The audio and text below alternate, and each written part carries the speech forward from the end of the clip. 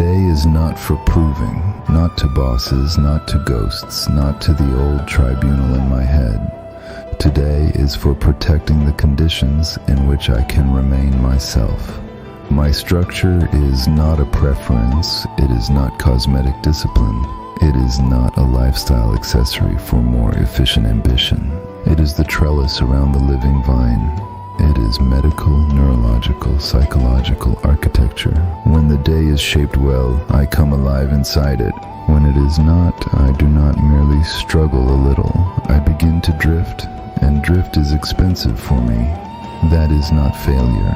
That is physiology. That is the plain law of this particular life.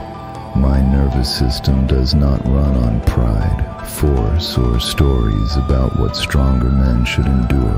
It runs on rhythm, on predictability, on recovery, on autonomy, on clear boundaries and low interruption.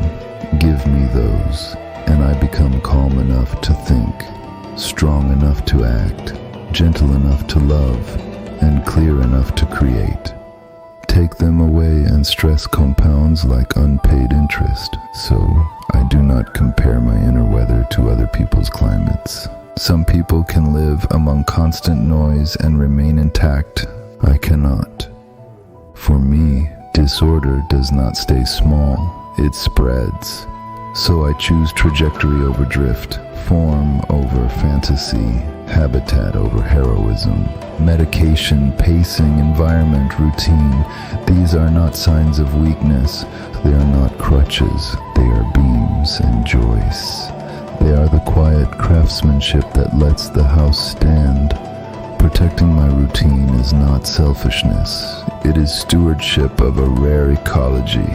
The off-ramp is sacred. It is not leftover time, not bargaining space, not something to trade for approval, urgency, money, or the temporary relief of being seen as good. It is where the nervous system unclenches, where the static drains, where the inner weather comes back down, where I can hear the still small voice again beneath the engines and alarms. A walk at lunch is not an interruption to life. It is life. The street, the park, the trees shifting in the wind, the light on a building, the ordinary cup in my hand, the body moving at a human pace. This is not empty time. This is the mandala. This is the blossom being cherished before it falls. This is the quiet world in which spirit returns to the senses and the self comes back into right proportion. Peace is not a pause between meaningful things. Peace is the field from which meaningful things grow. All real impact flows from there. Work, love, fatherhood, reading, courage, contribution, leadership, art. Not from scramble, not from urgency worship, not from self-betrayal lacquered over with praise. I can work hard without kneeling to urgency. I can lead without becoming endlessly available. If something new is required, then something else must move. That is not negativity. That is reality. That is the arithmetic of a livable life. Many people will not understand this. Some will call constant access virtue. Some will call self-erasure kindness. Some will call exhaustion maturity. Some will treat my availability as proof of love. They may keep their stories. I will keep my life. A single careless evening can cost me days. That is not noble. That is not sacrifice. That is waste.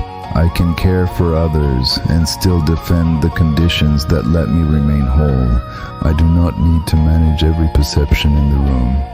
I do not need universal understanding. I do not need to win the social field. I need a week I can actually live inside. I do not need to be intense today. I do not need to be electrified. I do not need to feel heroic. I need to be steady. I need to hold the tension and let it drain. I need to cherish the quieter blossom. I need to remember that the life I want is not elsewhere. It is built here in the small, correct honoring of what keeps me real. Small right actions compound, so does disorder. Today I choose the compounding of steadiness. My limits are real, my needs are real. The cost of ignoring them is real, so I move calmly. I keep the structure, I protect the off-ramp. I defend the peace that lets truth speak. I allow myself a sustainable pace, not because I am giving up on greatness, but because this is the climate in which my real life flowers, not through heroics, through maintenance, through cherishing, through the honorable art of keeping the blossom alive long enough to bloom.